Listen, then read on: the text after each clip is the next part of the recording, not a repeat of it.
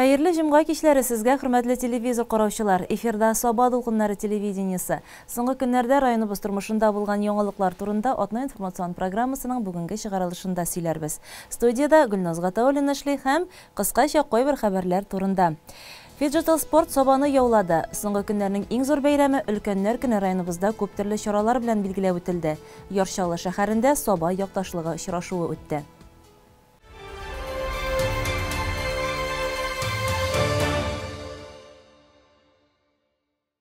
Соба районында һәр яңалыкка киң майдан. Фиджитал спорт, Фиджитал Соба турында да шулай әйтеп була. Сентябрьнең соңгы көнендә районыбыз укучылары, яшьләре Соба урта мәктәбенә менә шундый исемле гадәти булмаган ярышка җыелды. Чарада Татарстан Республикасы элемтә цифрлы үсеш министры Айрат Хәйруллин да катнашты. Соба урта мәктәбе ишегалды иртәдән укучыларын әләмнәр һәм спорт машинасы белән каршы алды. Бирегә килгән район башлыгы Рәис Миннеханов та бу тимер ат яныннан игътибарсыз узып китә алмады. Руль җанатары буларак ул аны сынап та карады.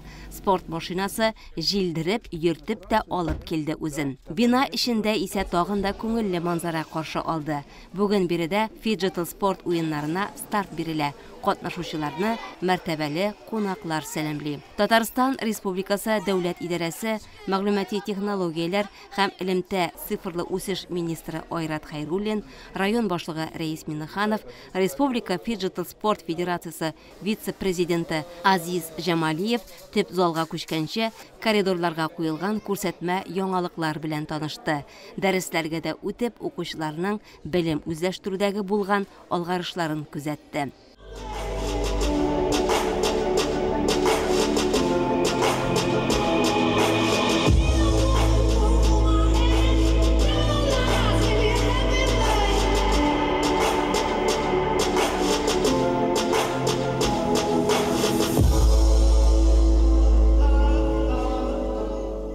Фиджитал Соба Татарстан Республикасында Фиджитал спортны үстерүгә һәм популярлаштыруга юнәлдерелгән төбәк проекты.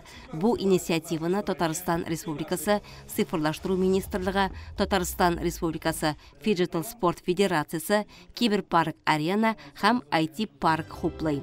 Сәхнәгә күтәрелгән мәртәбәле кунаклар да үз чыгышларында заман яшьләрен төрле юнәлештә кызыксындыру юлларын эзләүләрен әйттеләр.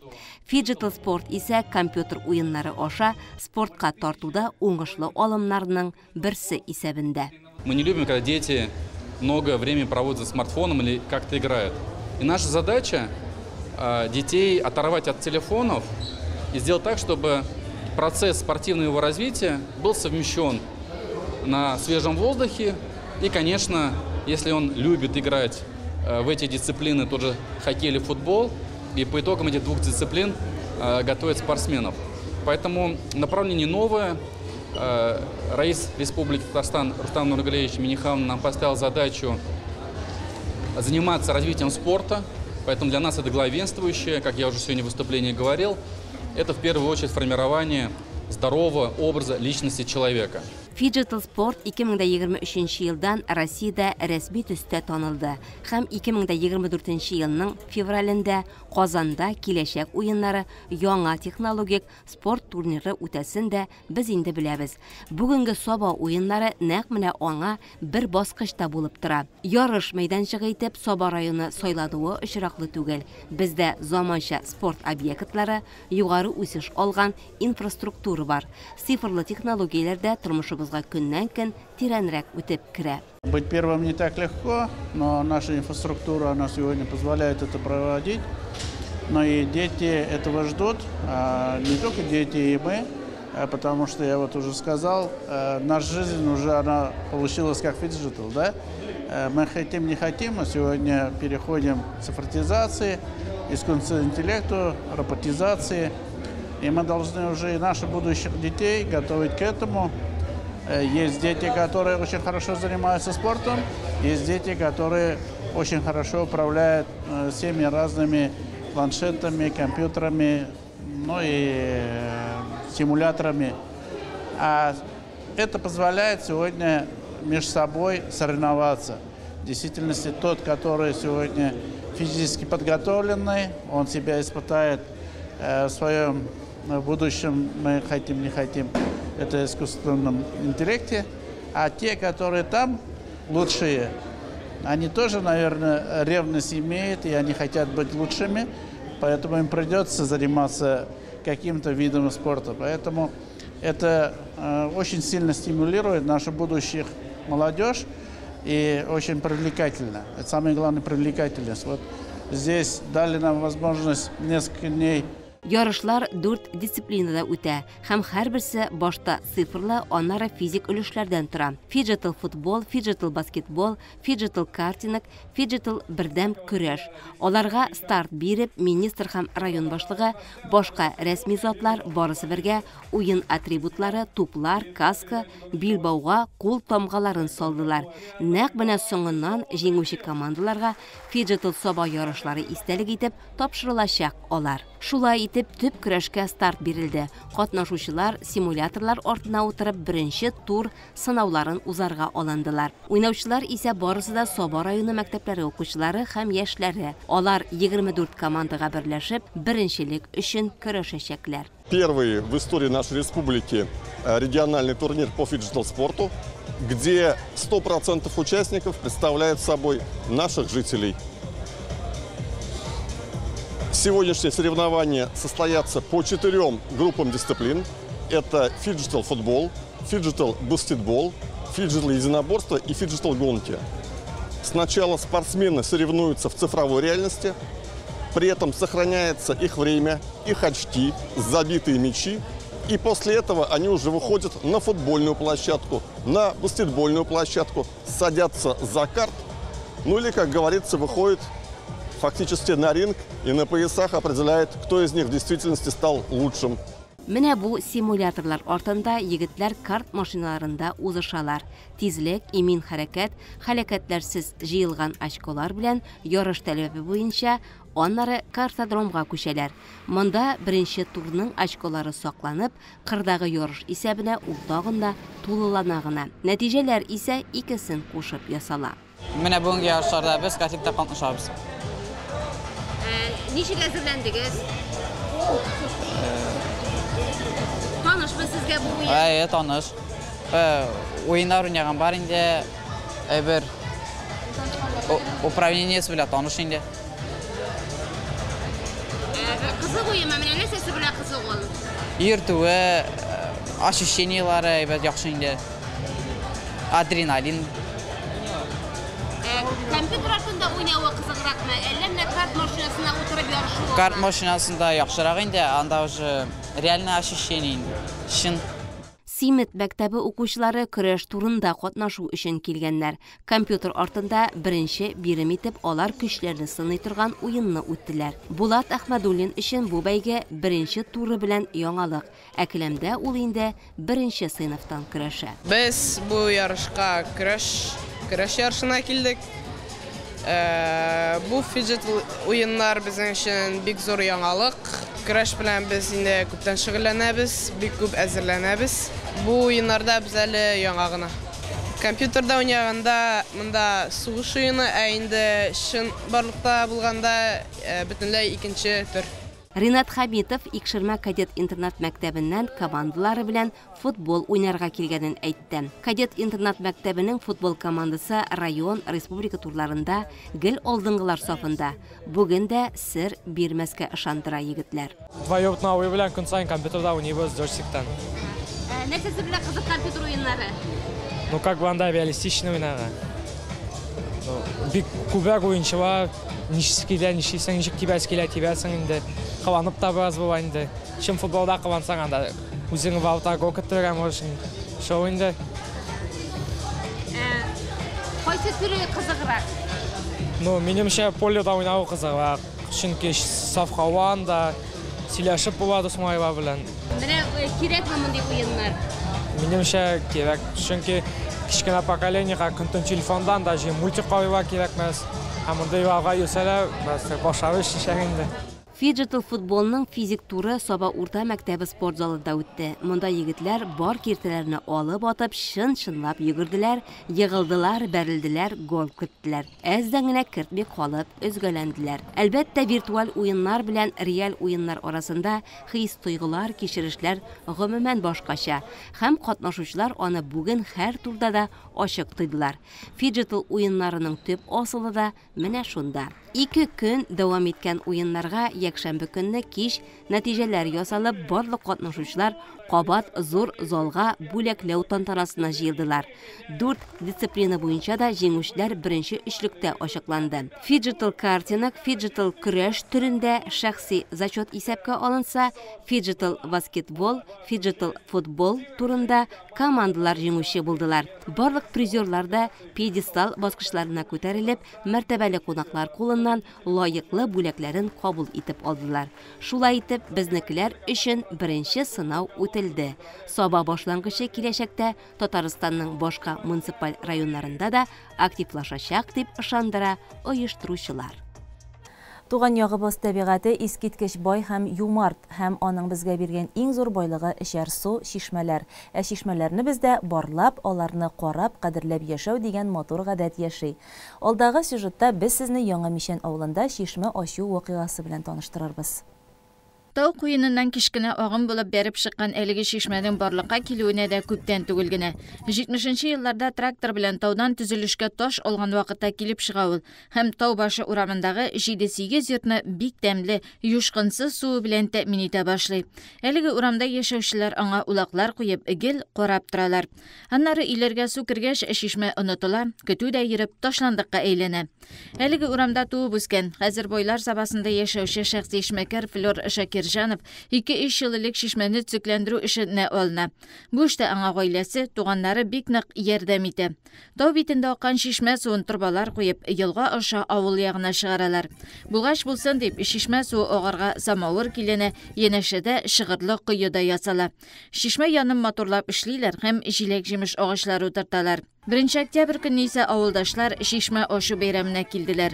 Авыл халкын бәйрәм белән Саба районы башкарма комитеты җитәкчесе урынбасары Илнур Куддусов, Мишән авыл җирлеге башлыгы Айзат Гәрәев тәбрикләде.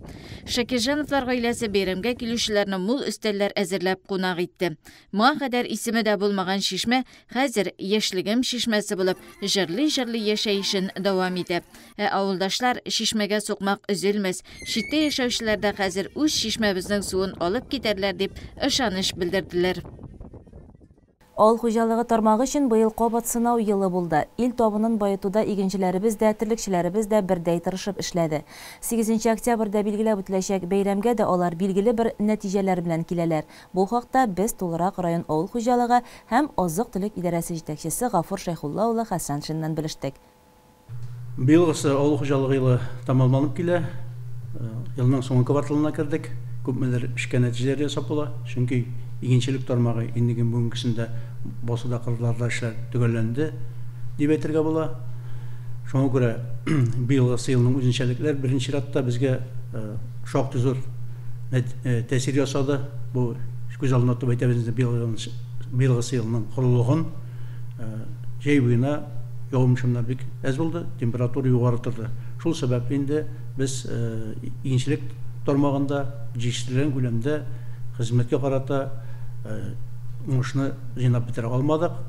Шулай да елына карата югары уңыш алды дип әйтергә кирәк. 1 гектардан иген чыгышы 32 центнердан югары булды. Мөхәммәтшин фермер хуҗалыгында, нарты хуҗалыгында, сатыш бүлекчәсендә Саба берләшмәсенең бу күрсәткеч 40 центнердан югары тәшкил итте. Шул ук вакытта корылык безгә терлекчелек районы буларак җитәрлек күләмдә без терлек азыгын әзерләү проблемасы туды. Анда без уңаякка хәл дип әйтергә була бу көндә. Читтәге игелә торган майданнарда һәм күрше республикаларга чыгып без җитәрлек күләмдә терлек азыгы әзерли алдык. Һәм инде эш күрсәткечләренә килгәндә бу быелгы елда ит сөт җитештерү алда елга караганда сөт җитештерү 5% тәшкил итә, ит җитештерү ретерлек итә 2%. Безнең игенче механизаторларыбыз, терлекчеләребез ел дәвамында наклы эш алып баралар, аларның хезмәте мактауга лаек, чөнки терлекче хезмәтен тәүлек дәвамында юлсыз, аларның фидакар хезмәте, шуңшы аларның тырышлыгына бәйләнгән безнең эш күрсәткечләре, авыл хуҗалыгы тармагында безнең барлыгы 1911 кеше бүгенге көндә хезмәт куя. Аларның бүгенге көндә инде уртача хезмәт хаклары узганга карата үсеш 7% тәшкил итте. Әмма ләкин әле монда безнең бу өлкәдә экономик күрсәткечләргә килгәндә, ел өлмакларына килгәндә быелгы сатып алу бәяләре белән чагыштырып безнең бит инде хезмәт хаклары күбрәк шуңа бәйләнгән. Әйтеп битәргә кирәк, сөт бәяләренең хәзергә тикле узганга караганда 7 сумга кимирәк сатабыз. Һәм инде җыеп алган икмәкләр буенча да сатып бәяләре узганга караганда кимирәк.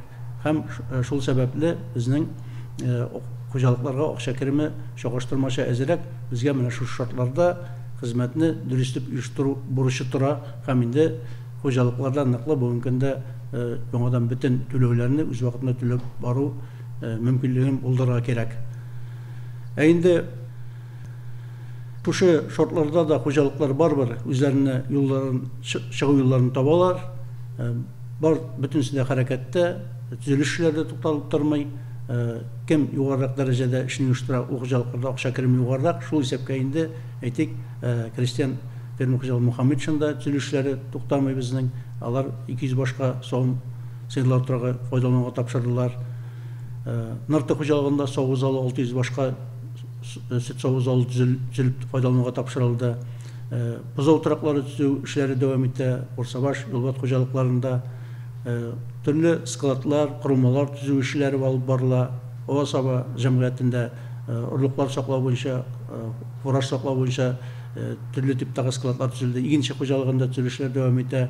Бу инде барыбер дә без шушы мөмкинлекләрдән чыгып, хуҗалыкларда уңайлырак шартлар булдыру һәм инде инфраструктураны яхшырак үзгәртү буенча эшләрне дәвам итәбез. Замана таләпләренә туры китереп, хуҗалыкларда цифрлаштыру программаларында нигезендә эшләү, төрле яңа технологияләр кертү дәвам итә шулай ук. Монда инде әйтеп китәргә кирәк, цифрлаштыру елы буларак, бигрәк тә безнең терлекчелектә ашату программалары, сөт саву программалары, малларны тәрбияләү программалары, алар хуҗалыкларда киңрәк кулланыш табалар. Яңа техник мөмкинлекләрне арту йөзлегеннән хуҗалыкларда шулай быелгы елда да техника сатып алу, төрле җайланмалар сатып алу дәвам итте. Буларның күләме 140 миллион сумнан артып китте быелгы елда. Шул исәпкә инде барыбер дә менә шушы кул хезмәтен киметү терлекчелектә, игенчелектә, чөнки бүгенге көндә хезмәткәрләр безнең бу җиткереп бетерелмәгән булмый, терлекчеләр бигрәк тә терлекчелектә эшләү өчен хезмәткәрләрне булдыру, аларның шартларын яхшырту, шул исәпкә инде кеше чыгымнарын киметү, хезмәт чыгымнарын киметү шул юнәлештә эш алып барыла. Игенчелек тармагында хезмәтне яхшырту йөзеннән бигрәк тә тәүлек дәвамында эшләү, 2 сменада эшләү, техниканы файдалану исәбендә без ситуациядан чыгарга тырышабыз һәм инде югары игәрлекле киң чәчү агрегаатлары куллану исәбенә шулай хезмәт чыгымнарын киметүгә ирешергә тырышабыз. 1 гектарга ягулык тотылышын киметү, шулай монда да тәүлек дәвамында мониторинг алып бару, эшләгән техникалар буенча автопилот режимында эшләү вариантлары юнәлелә. Һәм инде шушы фән техник яңалыклары алар ел дәвамында без төрле алдын хуҗалыкларга барып, төрле күргәзмәләргә барып, укуларда бу белгечләр, җитәкчеләр тарафыннан бу эш алып барыла. Бу якшәмбе 8 октябрь көне авыл хуҗалыгы хезмәткәрләребезнең профессиональ һөнәри бәйрәме. Бу бәйрәмнән чын күңелдән барлык хезмәткәрләребезне, ветераннарыбызны шушы бәйрәме белән тәбрик итәм. Саулык, сәламәтлек, иминлек телим һәр барчасына. Эшләребез һәр вакыт уң булсын, исән сау булыйк, илләребез тыныч булсын. Хезмәтләрегез өчен бик зур рәхмәт. Бәйрәм белән. Одна информацион программасын дәвам итәбез. Октябрьнең 1-нче 10 көнлеге ел сайын зурлап өлкән буын вәкилләрен хөрмәтләүгә багышлана. Ул 1 октябрьдә билгеләп үтелүче халыкара өлкәннәр көне белән бәйле. Бу датага карата күләмле чаралар оештыру районыбызда матур гадәткә керде. Бәйрәмнәргә старт алтын туйларын каршылаучыларны тәбрикләүдән башланды. Аллаһы Тәгалә җир йөзендә барлык җан ияләрен дә парлы итеп яраткан. Тормыш юлыннан бергә атлау өчен һәркем үзенең бердән-берен гомерлек ярын эзли. Бойлар сабасындагы Илвина ресторанында бу елда 50-60 ел бергә парлы тигез гомер кичерүче парларны хөрмәтләделәр. Ел сайын октябрь айының 1-нче көннәрендә районыбызның Илвина ресторанында 50-60 ел бергә гомер иткән парларны хөрмәтләү традиция буенча дәвам итә. Аны алтын парлар үзләре дә, аларның балалары, оныклары да көтеп ала. Бәйрәмгә килгән өлкәннәрне ЗАГС һәм мәдәният хезмәткәрләре зурлап каршы алдылар. ЗАГС бүлеге җитәкчесе Гөлнар Шәфиқова аларның никахларын теркәүне бик матур итеп үткәрде. Өлкәннәр ул көнлеге башланып китте. Бу уңайдан безнең районыбызда, республикада бик күп чаралар үткәрелә. Әлбәттә районда традицияга әйләнгән иң зур бәйрәм 50 һәм 60 ел бергә яшәгән парларны тәбрикләү. Алар безнең алтын һәм бриллиант туйларын билгеләп үтәләр. Районыбызда 45-50 ел бергә яшәгән пар бар, 6-60 ел бергә яшәгән пар һәм аннан югарырак парлар да бар. Узаграк яшәгән. Бу бәйрәмгә әзерлек барышында чынлап торып та безнең архивта булган документларны карарга туры килде. Дөресрәгән авыл җирлекләре башта үзләре менә шушы өлкәннәрнең кулында булган документны җибәрделәр. Әгәр дә ул документлар табылмаса, без аны үзебездәге архивтан эзләп, шуннан барладык. Һәм шул барланганнан соң, расланганнан соң ул өлкәннәр монда чакырылды. Алтын туй олы мәхәббәтнең чагылышы. Сабабаш авылыннан килгән Дамир һәм Гөлфия Нәбиуллиннар бер-берләренең барлыгына, тигезлекләренә сөенеп гомер итәләр. Вечерда булады ридник клубта. Шул вакытта таныштык. Аллага шөкер, кешедән ким хур булмадык, тырыштык, эшләдек, мал асрадык, ул вакытта яшәдек инде. Балаларны үстерергә кирәк бит. Олы кызны укыттык, кичкенә кызны укыттык. Олы кыз ветеринарияны бетерде, кичкенә кыз медицина колледжында укыды. Малай инде леспромхоз укытты, электрик булып, хәзердә шул эшендә эшли. Безне әти белән ойтырдык. 25 ел бергә тордык, аларны заттык. Аннан соң әнисе кайтып килде безгә, ул торды 3 ел. Аны заттык. Ул яшәде инде бездә 1-3 ел. Аннан без җирләдек инде. Картларны без заттык дигән. Олы Кибеш авылыннан килгән Шәйхразиевлар өчен бу көн аеруча сөенечле булды. Гаилә коруларына 60 ел булса, Рәфиқҗан абыйны бәйрәм барышында 85 яшьлек юбилее белән дә тәбрикләп үттеләр. Рәфиқҗан абый да, Фирдәүс апа да авыл хуҗалыгы тармагында эшләп лаеклы ялга чыкканнар. Рәфиқҗан абый 3нче дәрәҗә дан орденына лаек булган. Шәйхразиевлар бүгенге көндә улы гаиләсе белән бик матур гомер итәләр. Безгә монда чакырган өчен бик зур рәхмәт барыгызга дагы.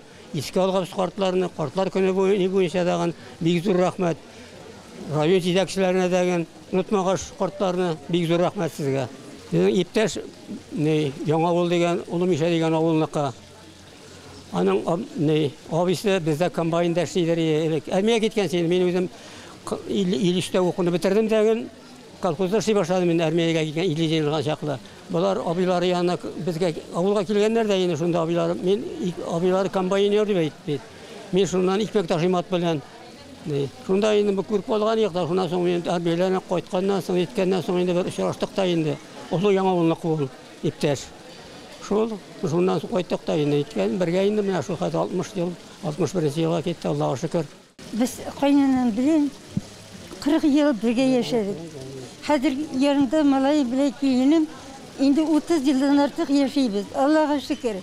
Саба районы башлыгы Рәис Миннеханов өлкәннәрне иң җылы сүзләр белән тәбрикләде. Бәйрәмдә өлкәннәр яратып тыңлаган, үзләре дә яратып җырлаган яшьлек җырлары яңгырады. Өлкәннәр үзләре дә сынатмадылар, гармунда уйнадылар, җырладылар, шигырьләр сөйләделәр. Кичәгә алтын туйларын билгеләп үткән 45 парның 30-ы, бриллиант туйларын билгеләгән 6 парның 2-се килә алган иде. Олы Шыңар авыл җирлегеннән Рауил абый һәм Дания апа Хаҗиевлар районның иң өлкән парлары булып, узган җомгада гына гаилә булып теркелгән Иләбәр авылы кызы Гөлзилә һәм Кызыл Миша авылы егете Ришат Нигъмәтҗановларга үзләренең хәйр фатихаларын биреп, Коръән китабы бүләк иттеләр. Бәйрәм барышында алтын парларны балалары, оныклары, алар хезмәт куйган оешма җитәкчеләре тәбрикләде. Шушы бәйрәмнән алган матур хисләр һәркемнең күңелендә әле озак сакланыр.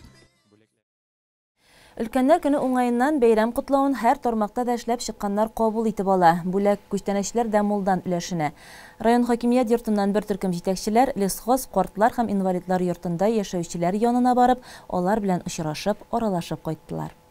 Картлар йорты, язмышлар утрауы. Күпме яралы жаннарга соңгы сыйыныр урын ул. 81 яшы белән баручы Дания Султанова гомер күзләремне картлар йортында каршылармын дип уйламагандыр. Олышыңар авылыннан ул. Тормыш иптәше вафат булгач, ялгызына көн итү авырга кала. Балалары булмый. Исән булган 3 бертуганы да инде олы яшьтәләр. Шуңа туганнары бирегә еш килеп очрашып торалар. Дания үзе дә авылга гомер иткән нигезенә кайтып йөри. Мондагы тормышына да сүз әйтми. Биредә мин хәзер 2 елдан артык яшим. Тормыш шартлары бик әйбәт. Элек без бик авырлыклар белән үстек, сугыш балалары. Бик әйбәт карыйлар. Мин аны авылга кайткач та сөйлим. Субханалла, бик әйбәт карыйлар. Төнне дә торып, картларны шистартып шулай карыйлар. Ашарга да бик әйбәт әзерлиләр. Гомумән бик әйбәт монда. Кая, өйдә булса бер үзең инде нишләр? 3 бүлмәдәше белән вакытларны күңелле аралашып үткәрүе турында әйтә Дания апа. Яраткан шөгыле шигырьләр ятлау, хәтерне сакларга булыша ди. Моң булып һәм тын булып, киң елга акканда, тын ярга беренче калын боз катканда. Партизан отряды шәһәрдән чигендә зур шәһәр ярсыган дошманга бирелде. Күчтеләр отрядлар һөҗүмгә тагында, тоткыннар сафында күренә бер ана. Балашлар ананы төрмәгә илтәләр. Ул сия кулында баласын иркәләп. Тын төнне уздырды, үлемен ул көтеп, калдырды балага бер язу беркетеп. Әгәр балам исән калсаң, дошман кулыннан курыкмыйча алга атла әнкәң юлыннан. Хәтерли дә алмассың син әнкәңнең төсен, тик оныта күрмә аның көрәшкән эшен. Ул төндә ананы хөкем дә иттеләр, таң белә атарга алып та киттеләр. Бүгенге көндә лесхоз картлар йортында республиканың төрле районнарыннан 86 кеше яши. Аларның 17-се Саба районыннан. Елда көтеп алына торган бәйрәм биредә өлкәннәр көне. Бу вакытта монда кунаклар да күп килә, концерт тамашалар куела. Гадәти тормыш җанланып, яшәүчеләр күңел ачып ала. Агымдагы атна алар өчен шуңа да бик матур узды. Өлкәннәребез бәйрәм уңаеннан кунакларны ремонттан соң яңартылган якты матур ашханәгә җыелып каршы алды. Котлау сүзләре белән иң элек башкарма комитетының аппарат җитәкчесе Марат Кәримов чыкты. Барыгызны да зур бәйрәм өлкәннәр көне белән тәбрик итәргә килдек. Без бәйрәм белән сезне. Пожелание для вас всех одно, чтобы ваши прекрасные осенние годы, они не были напрасными, они были полны хороших впечатлений, красивых моментов, чтобы вы здесь не доживали свою старость, а проводили хорошо время. Котлауларны социаль яклау идарәсе җитәкчесе Лилия Гайнетдинова да ирештерде. Сәламәтлек телисем килә. Инде сезне шушы улуг бәйрәм белән тәбрик иткәндә, йөрәктән чыккан саф хисләребезне, күңелдән чыккан изге теләкләребезне әйтәсебез килә. Сезнең алдагы гомерләрегездә бәхетле картлык, сәламәтлек һәм бер-берегезгә ярдәм итеп, бер-берегезне хөрмәт итеп, шушы безнең оешмабызга дип әйтик инде, бергә аңлашып, менә җитәкчеләр белән аңлашып, алга таба да матур итеп, актив булып яшәүегезне телисем килә. 19 ел шушы картлар йортын җитәкләгән Илһам Нургалиев бүгенге чарада кунак буларак катнашты. Биредә яшәүчеләр аңа бик якын. Әби бабайларга теләкләре дә гел изгеләрдән. Иң кирәге сезгә сәламәтлек, сезгә көн дәвамында медиклар, медик ярдәмне күрсәтсеннәр, пешекчеләр тәмин итеп пешерсеннәр, нянялар, санитарлар сезнең бөтен проблемаларны бүлмәләрдә хәл итәргә тырышсыннар, җитәкчелек сезгә уңайлы шартлар тудырсын. Кайбер үзегездән дә тора, үземдерәк булырга кирәк, башкаларга игътибарлы кирәк. Мин дип кенә яшәп булмыйсыз, коллективта яшисез. Башкаларга, әгәр дә мөмкинлеге бар икән, ярдәм дә итәргә кирәк. Менә кешегә ярдәм иткәч, аңа рәхәт булып китә. Үзенә дәген ярдәмне кабул итүчегә дәген. Ярдәмләшеп, бер-берегезне хөрмәт итеп яшәсәгез, үзегезгә җиңел булачак. Картлар йортын бүгенге көндә Рөстәм Рауилин җитәкли. Коллектив һәм биредә яшәүчеләр аны үз итеп өлгергән инде. Чыгышы вакытында ул бу көннәрдә кунакларны күпләп кабул итүләрен әйтте. Өлкәннәрнең моңа кадәр яшәгән, эшләгән урыннарыннан килеп котлыйлар. Туганнары да килә диде. Татарстаныбызның рәисенә Рөстәм Нургалиевич Миннехановка, район башы Рәис Нургалиевич Миннехановка бүгенге көндә шундый мотор ремонт эшләре бара эшләй бит. Әзгенә авырлыклар да бар.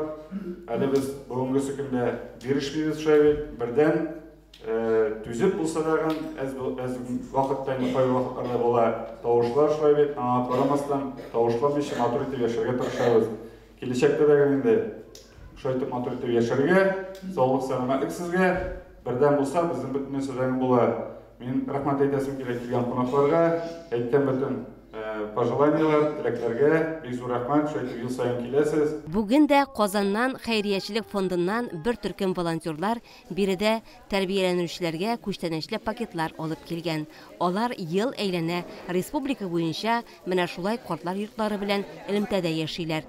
Берничә ел элек социаль челтәрдә изге күңелле кешеләрдән ярдәм акчалары җыю белән башланган эшләренә бик күп аерым кешеләр, фондлар теләктәшлек белдереп, алар халык ышанычын яулыйлар. Дин ягыннан да бит инде без менә әлхәмдүлилләх, Аллага шөкер, саваплы эшләр бит инде. Яныбызда булган кешеләрне дә шушындый эшкә өндәп, балаларыбыз менә килә, тоже волонтерлык булып, алар да картлык бөтенебезгә дә килә, кашан киләчәген бер кеше дә белми, нинди киләчәген дә белми, шуңа күрә хәерле эшләр белән шушларны күреп, белеп, аңлап, динебез дә шул якны бик хуплый. Район ветераннар советы, инвалидлар оешмасы җитәкчеләре дә өлкәннәргә бәйрәм уңаеннан мотор, җылы сүзләрен җиткерде. Шулай ук бүген Лесхоз картлар йортына Балтач районы вәкилләре дә килгән иде. Алар биредә гомер итүче райондашлары белән элемтәләрне саклыйлар. Безнең Балтач районында инде менә үзебездә картлар йорты юк. Шуңа күрә безнең инде төрле тормышлы кешеләр була бит инде, төрле язмышлы. Шуңа күрә менә бүгенге көндә 14 кеше безнең республикада шушындай картлар йортында яшиләр. Шуның 7-се безнең Саба районында инде, Лесхоз картлар йортында. Без инде шуңа күрә аларның хәлләрен белеп торабыз. Телефоннан да шалтыраткалыйбыз, алар үзләре дә шалтыратып торалар. Һәм хәлләрен беләбез, инде менә бәйрәмнәр белән котлыйбыз. Безнең инде бик зур рәхмәт әйтәсе килә Сабаларга, шушында эшли торган персоналга, чөнки алар бик зур хезмәт куялар, бик күп ярдәм итәләр, аларның хезмәтләре бик авыр. Без аны аңлыйбыз, шуңа күрә инде бик рәхмәтле аларга.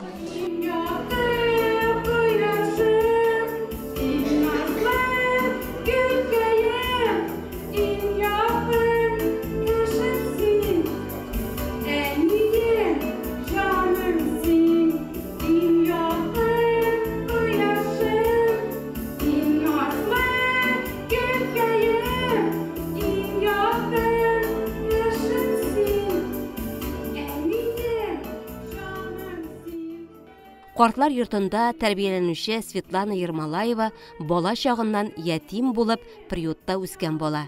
Әнисен күрмәгән, белмәгән килеш тә ул бар ярату хакын шушы җырына салган. Кыз бирегә килеп эләгүенә шиксез рәхмәтле. Монда ул хезмәткәрләргә булышып, үз көнен үзе күрә. Ну, я на спортплощадке провожу время. У нас здесь спортплощадка. Свои куры. У нас свое хозяйство есть, куры, да. Куры есть, занимаемся курами занимаемся, что? Яйца, вязание, рукоделие.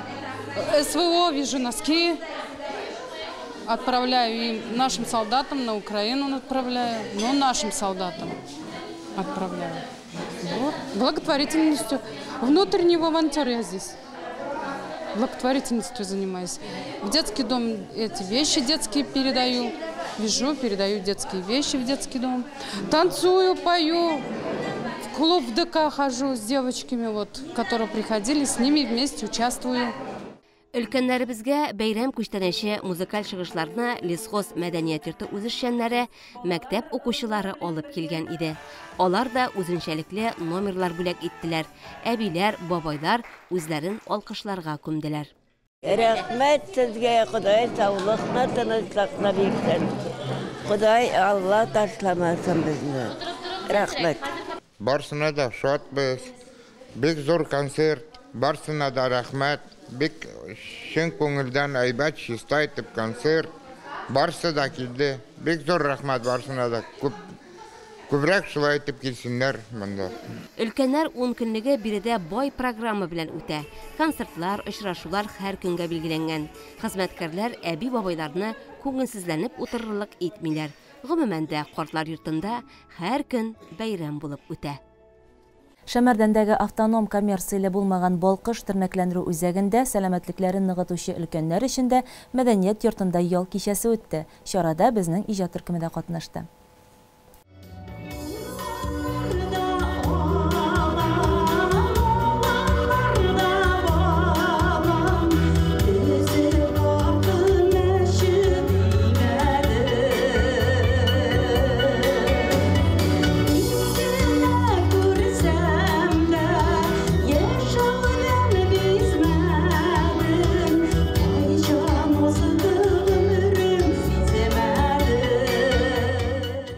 Кеше гомере ел фасыллары кебек сизелмидә үтеп китә шул.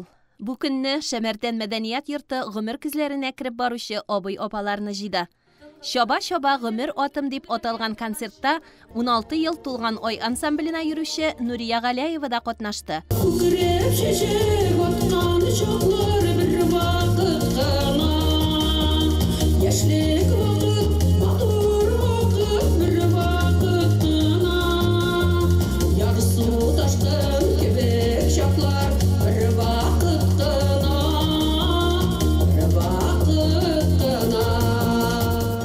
Бик матур тавышка ия Нурия апа Шәмәрдәндә туып үскән. Лаеклы ялга чыкканчы 17 ел Шәмәрдән ашлык кабул итү элеваторында хезмәт куя ул. Җырлап биеп яшәгәч, картаерга вакыт юк ди әлеге ханым. Рәхмәтен белдерәсем килә Фәнис Тагировичка. Ул безне һәр ел сайын ыллар бәйрәм белән котлап, бик күп күчтәнәчләр җибәрә. Минем аңа рәхмәтем зур. Без бүген үзебезне өлкәннәрне шатландырабыз, өлкәннәргә менә җырлыйбыз, концерт куябыз. Өлкәннәрнең күңелен күтәрер өчен аларга тазалык, саулык, озын гомер, семья бәхет телисем килә. Балкыш тернәкләндерү үзәгенә өлкәннәребез тирә-күрше районнардан гына түгел, Түбән Кама, Чаллы шәһәрләреннән дә килә. Араларында райондашларыбыз да шактый. Хезмәт юлын 18 яшендә техник хезмәткәр булып башлап, 40 ел Измә урта мәктәбендә эшләгән Фидая Мирзина ял итәргә авылдашы дусты Нурия апа белән килгән. Иң беренче үземнең эшләп чыккан коллективыма рәхмәт. Ул директор белән пионервожатый килеп бик зурлап кутладылар. Алар кутлаганнан соң минем чиратым җитеп инде шушы Балкышка. Сөенә менеп киттек инде. Бик әйбәт карыйлар. Хитмәт. Тәрбиялиләр, ашаталар, эшертәләр, мероприятиялар да бар. Бөтенесе менә иртәгә дә була, бүген дә клубка кердек. Концерт куялар, иртәгә дә нәрсәдер була әле. Бик күңелле, бик әйбәт. Ул лишениялар бөтенесе бар. Безнең караучылар шундый йөгереп кенә йөриләр, бик әйбәт. Республикабызның төрле төбәкләреннән килгән хөрмәткә лаек кешеләр матур җырлар тыңлап хозурландылар. Җитәкчеләрдән тәбрикләү сүзләре кабул иттеләр. Чарада Саба муниципаль районы башкарма комитеты җитәкчесе урынбасары Марат Бахманов, районның социаль яклау идарәсе җитәкчесе Лилия Гайнетдинова катнашты. Сезгә һәр көнне Аллага шөкер дип сөенеп уянырга язсын, һәрбер көнне сөенеп сөйлеп үткәрергә язсын. Якыннарыгыз, туганнарыгыз янәшәдә булсын. Бу тормышта инде сез күп эшләр эшләдегез, күп эшләр башкардыгыз. Хәзер инде сез шулай итеп ял итегез. Һәр тормыш юлын һәр минутын кадерләп, ләззәтләнеп яшәргә язсын. Инде рәхмәт итәс килә. Клуб хезмәткәрләренә, шушы Балкыш үзәге хезмәткәрләренә, һәрбер чыгыш ясаган һәм ясаучы артистларга барыгызга да зур рәхмәт. Тагын бер бәйрәм белән. Сезне шушы бәйрәм белән чын күлдән, үземнең исемнән, социаль яклау бүлеге исеменнән тәбрик итәсе килә. Сезгә шын ихластан чыккан, назлы сүзләрне, күңелдән чыккан мотор уйларны җиткерәсе килә. Хөрмәтле өлкәннәребез, абилар, апалар, өлкән буын вәкилләре, сезне һәр көн, һәр почмакта бәхет елмаеп көтсен, кысып кочаклап алсын да гел үзенеке итсен.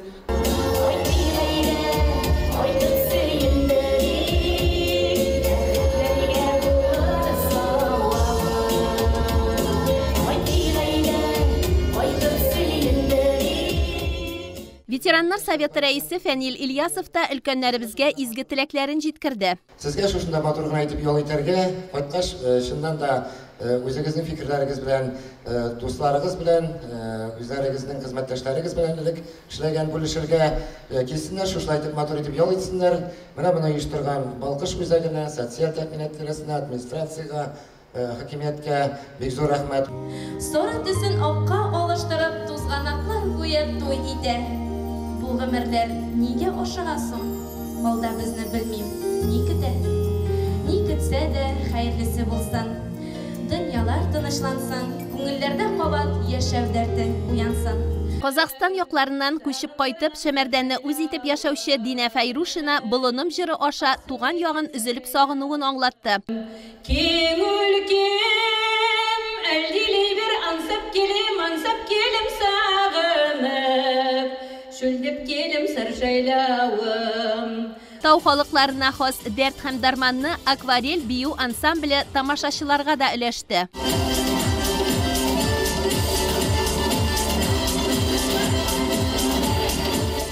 Яш башкаручылар Раиф Зиаддинов, Сөмбел Фатхуллина, Роман Валиев чыгышлары да көчле алкышларга күмелде.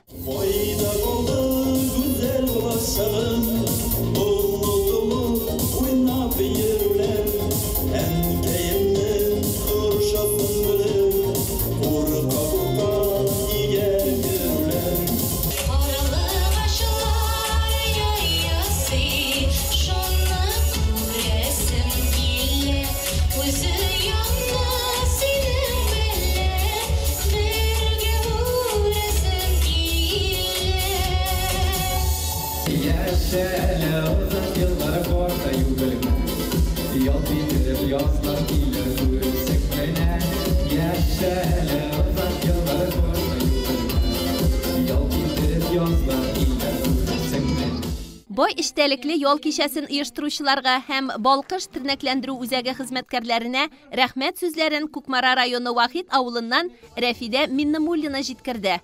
Безнең сәламәтлек өчен бик кайгырып, һәрбер эшләрен төгәл үтәп эшләүче һәрбер хезмәткәрләргә барыбыз исеменнән дә рәхмәтебезне белдерәбез. Безгә дә тагын да шунда килеп, сөенеп, ял итеп сәламәтләребезне тернәкләндерергә язсын.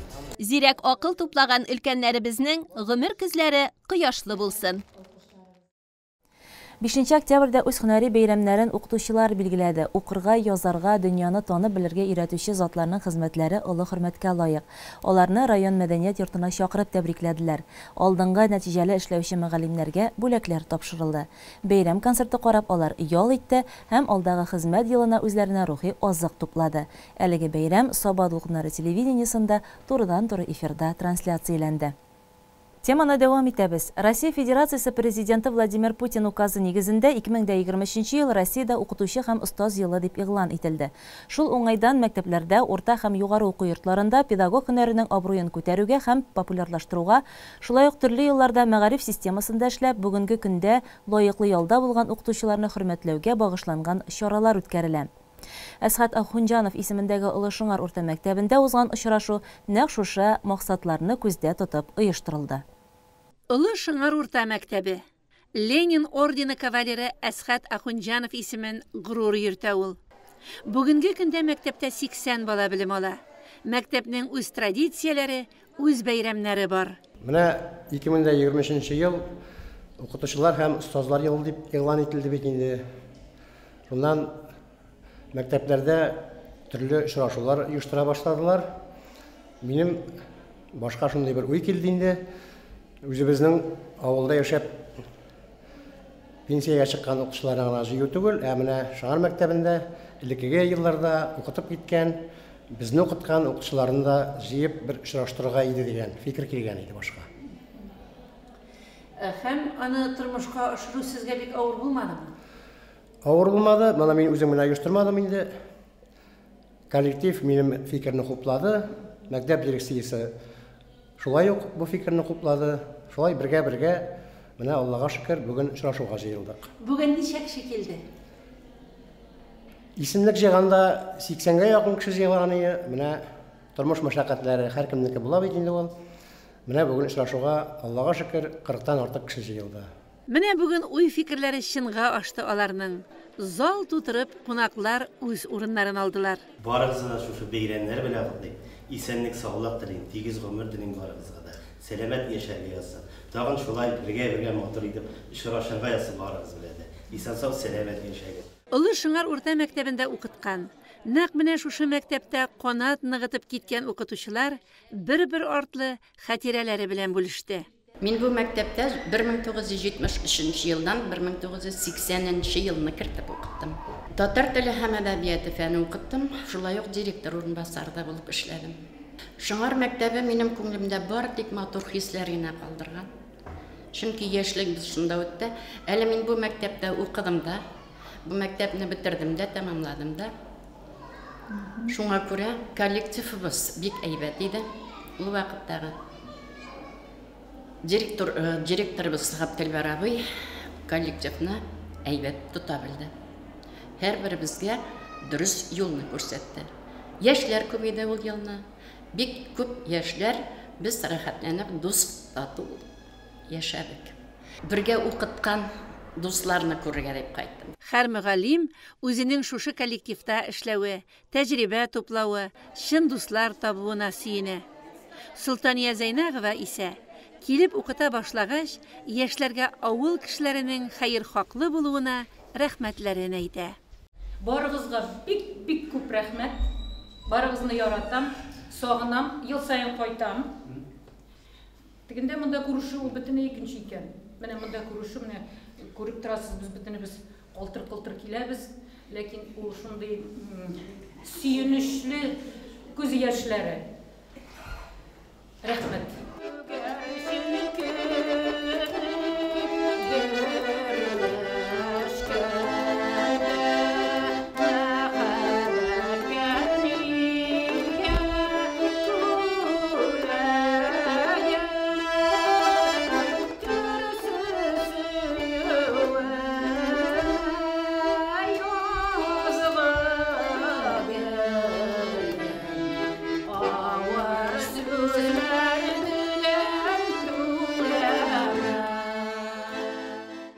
Нашу Габделбар абый, Хайдар абый, Хан абый, Миннулла абый, кебек иратлар, Әхсән абый, кебек иратлар көчле укытучылар эшлидер, бераз тәҗрибә туплаган инде.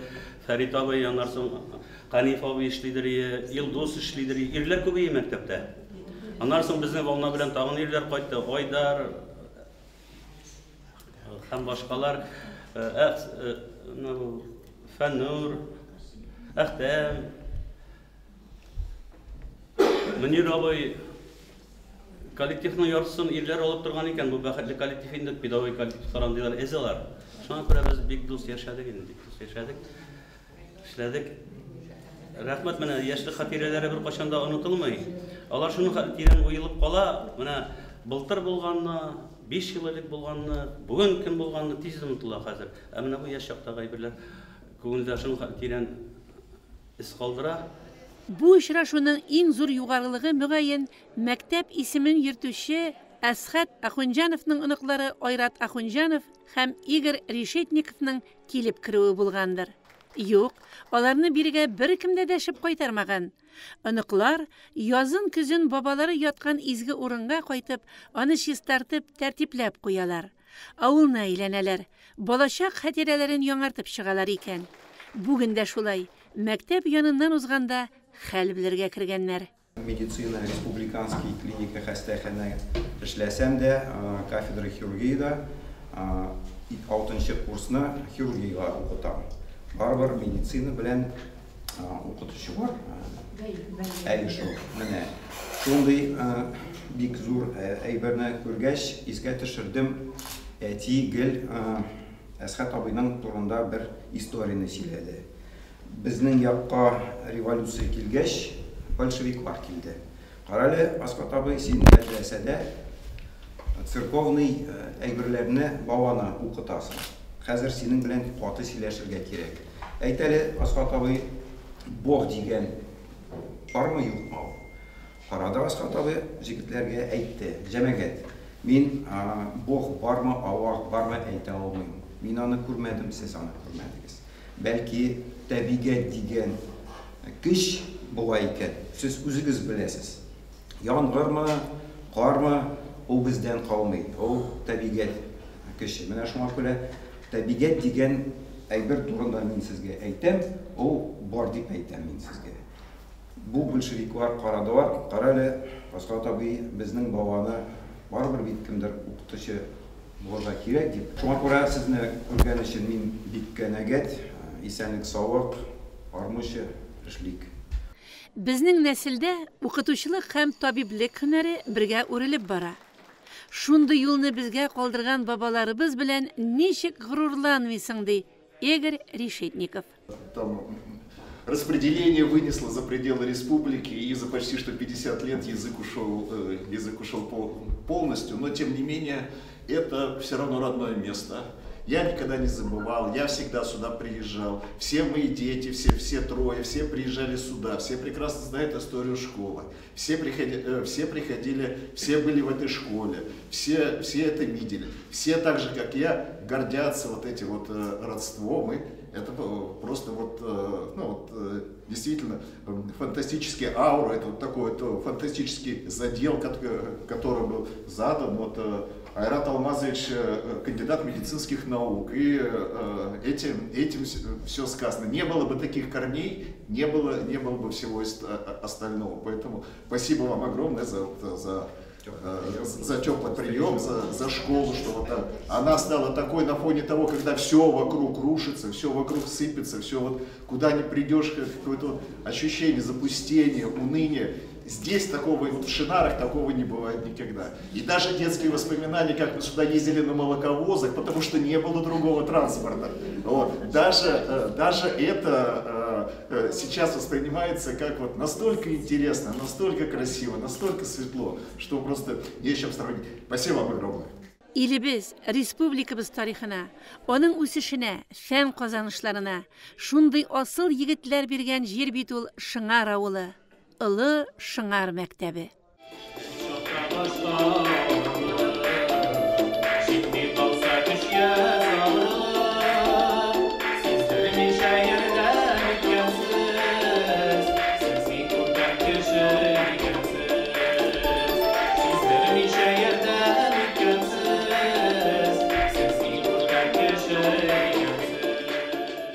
Үзе белем алган мәктәптә 36 ел эшләп лайыклы ялга чыккан Әнисә Касыймова бүген дә иҗат ялкыны белән яна.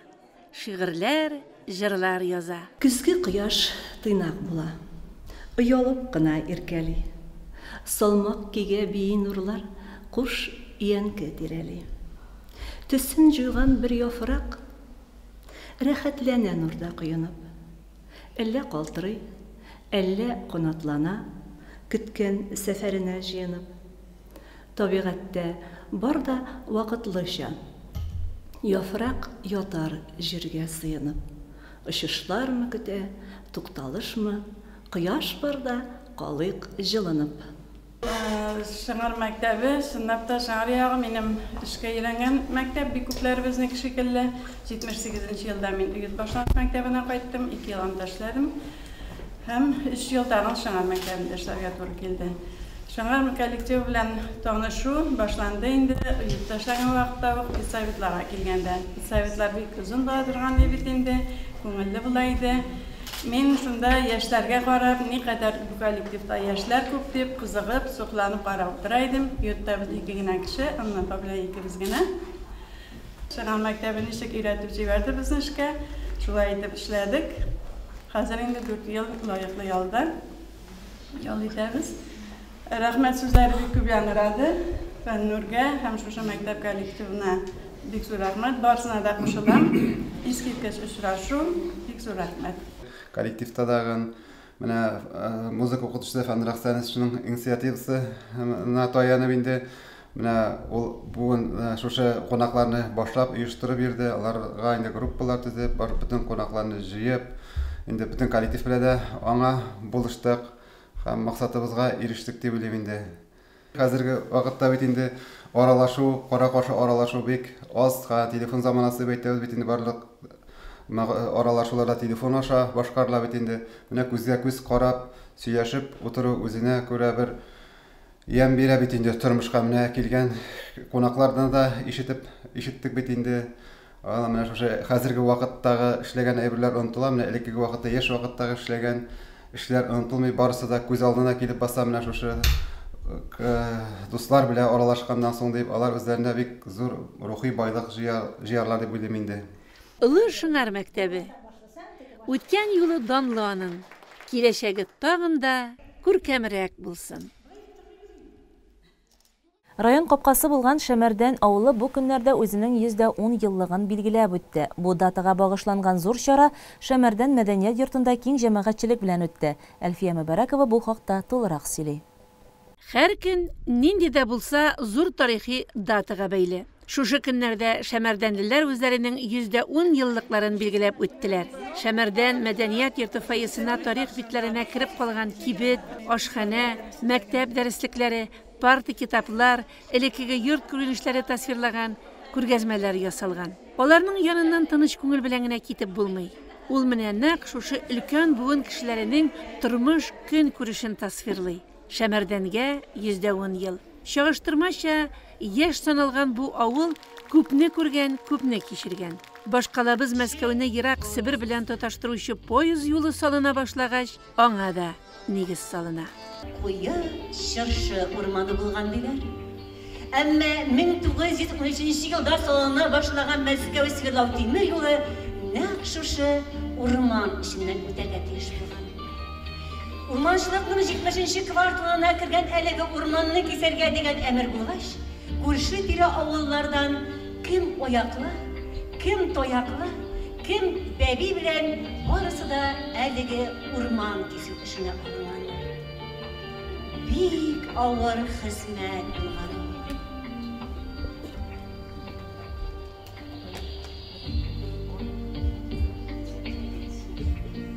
Искиткеч авыр хезмәт булганга, ярдәмгә Беренче бөтен дөнья сугышында әсирлеккә төшкән Австрия солдатлары да килеп кушылган. Меңәрләгән халыкның тырыш хезмәте нәтиҗәсендә 1916 елда биредән беренче поезд узган. Шундый кыенлыклар белән башланган эшнең соңгы нәтиҗәсе ул бүгенге Шәмәрдән. Елдан ел үсә, матурая, яшәрә бара. Без бит үзебез тарих. Шәмәрдәндәге промышленность предприятиялары, ит кышчылык комбинаты, мех әйберләр фабрикасы, нефтепродукты, пиво заводы кебек эре предприятиялар төзелеп, күпме кеше эшле һәм ашлы булды анда. Ә соңрак Уренгой, Помара, Ужгород газ үткәргечләр линиясы төзелгәч, Шәмәрдәнгә яңа заман сулышы килде. Ул тагын да яшәрде, матурланды, юлларга асфальт салынды. Без Шәмәрдәнне бүгенге биеклеккә күтәрү өчен кешебезне, тырышлыгыбызны, иҗат сәләтебезне, хәтта сәламәтлегебезне биргән буын өлкәнәгә барып, инде тарихка кирип барабыз. Әмма гомер зая үтмәгән. Килер буыннарга үрнәк булырдай никадәрле игелекле эшләр кылынган. Бала, оныклар күңеленә шәфкатьле уртаклары чәчелгән. Ә шуның бәрабәренә иңебезгә гомер һәм тормыш дигән олы багаж салына. Alanlarda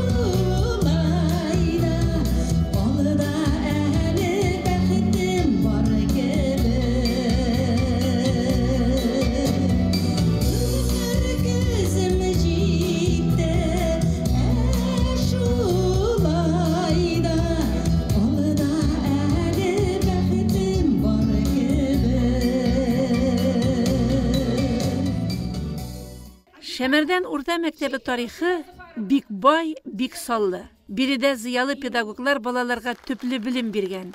Укучылар арасында бүгенге көндә профессорлар, академиклар бар. Гасыр яшьтәше Шәмәрдән мәктәбе укучыларының тормыш югын бик яшьли тарта башлавын чагылдырган видео язмаларны карап, бик хисләндек без ул кичтә. Шәмәрдәннең үз меценатлары бар. Мәсәлән, Рөстәм Кәримов. Урамнарга үз акчасына асфальт салдырган кеше ул. Хәзер инде элекеге пычрак урамнарны сәхнәдә резин итек киеп, көлеп кенә сөйлибез. Бу тарихта калды. Өлкәннәрне дә бик зурладылар бәйрәмдә. Картлыгы, гомер күзле кояшлы тайфәбинең кадерле әни, дәвани, ак әби булып кызы тәрбиясендә гомер итә. Бүгенге матур тормышы өчен рәхмәт әйтергә дә онытмый. Әйдәгез, хөрмәтле тамашачылар, тагын бер кат Тайфа әбиебезгә озын гомер һәм бәхетле гомер теләгән. Гасыр шиген узган әбиебез үзе үк зур тарих. Тайфа әби бик күп гомерен ул мәктәп белән бергә бәйләгән. Күпме балаларны ут артыннан чиста пөхтәләткә әйдәгән. Нурси белән аның күзләреннән күпме күргән, күпме кичергән. Гасыр кичкән әбиләре белән горурлана бүген Шәмәрдән.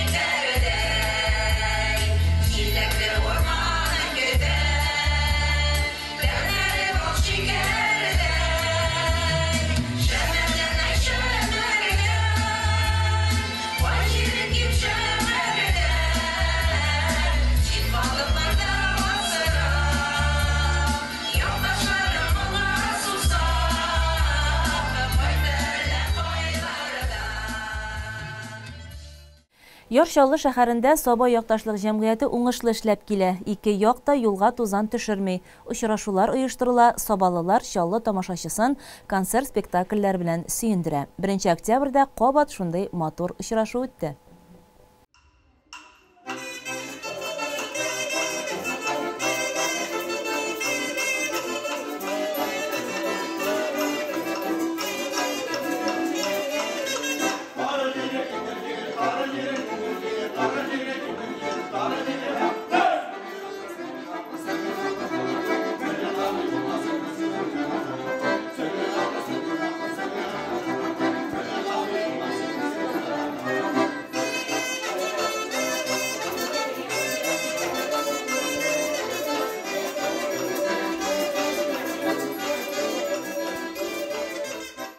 Бу тамаша Ярчаллы шәһәренең энергетик мәдәният сарайында.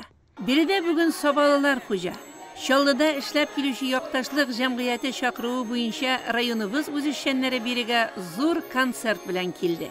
Энергетик мәдәният сарайында эшләүчеләр бик җылы каршы алды Сабалыларны. Файда күргәзмәлекләр эшләде. Аларда Саба сүзе, аның данлы шәхесләре, көн күреше мәдәнияте чагылдырылды. Күргәзмәлекләр күзне иркәләде. Бай мәгълүмат таратты.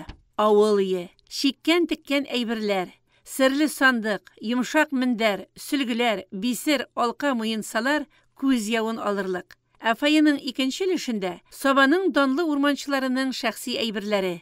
Әйтерсең лә урман музее монда күчкән. Тамашачы өчен барысы да кадерле, кызыклы һәм тансык.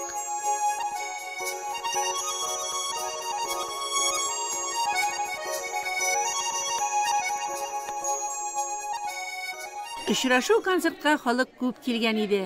Бар җирдә җыр, музыка яңгырый, татлы очрашу мизгелләре, шатлыклы күз яшьләре. Сабалар килә дигәч, белдерүне күргәч, шул көннән бирле дулкынланып киттек инде. Көн сайын көннәрне санап. Чөнки Саба безнең туган ягыбыз. Дөресрәге, мин үзем Алабуга районыннан, ирем Юлбатныкы. Ләкин без 17 ел Саба төбәгендә яшәдек. Şuna göre sabah indim yana tuğan yağım kibek, tuğan yerim kibek. Sabahlarının her ülkelgenin sağınıp bitip alalım bana şurayı. Bu yola bir gerek motor itip gelgenler, bir gerek yollar çok kadarlı kumurlarda molatsı. Sabahlar buldıra. Kürgesme bilen tanıştı. Barısı da bir matı. Sabahlar buldıralar malatsı.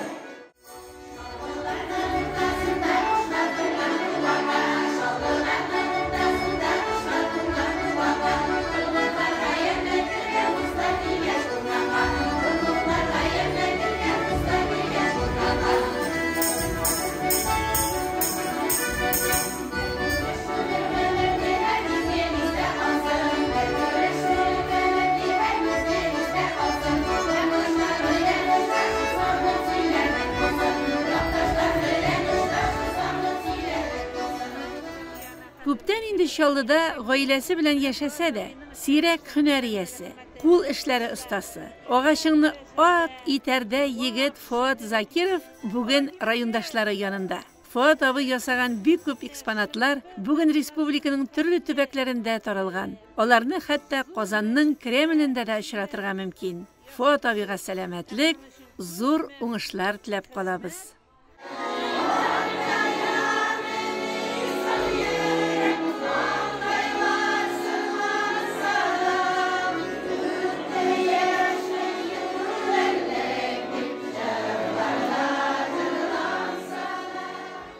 Мондый очрашуларда кешеләр үзләренә көч, куәт, дарман ала. Гомер буе очрашырга хыялланып йөргән кешеләрен таба, алар белән гәп кыра.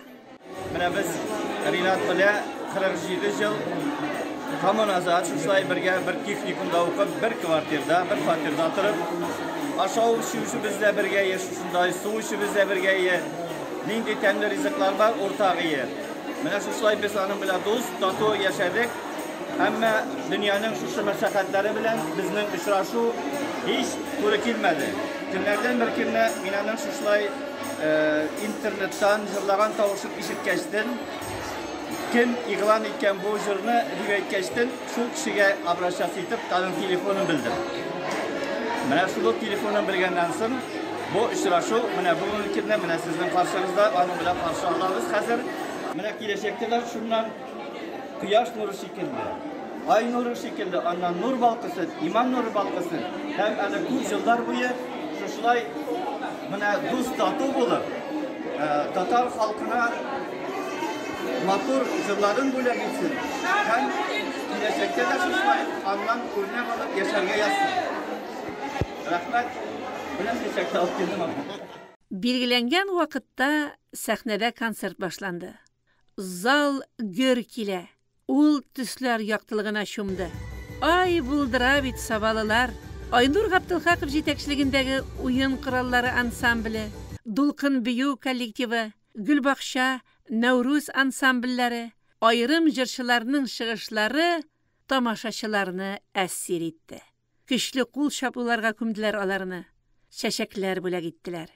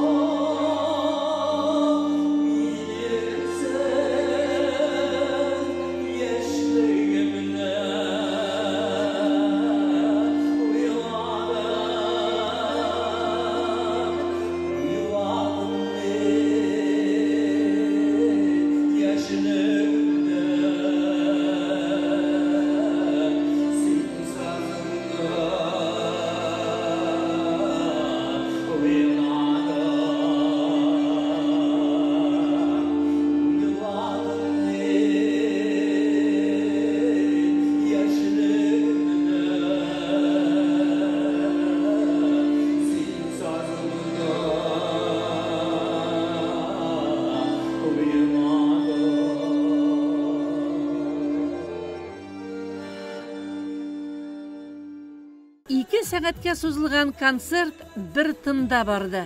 Туган туфрак. Аның ягымлы кешеләре сагындыра икән шул. Ярчалды шәһәрендәге Соба якташлыгы җәмгыяте җитәкчесе тумышы белән Аланилга авылыннан булган КАМАЗ төзелеше ветераны Ришат Кауиевка 1000 рәхмәт. Ул үзе каршы алып, бөтен оештыру эшләрен башкарып, сабалыларны озатып калды. Саба үз эшчәннәренә рәхмәт әйтеп, мондый очрашулар әле тагын булыр диде ул.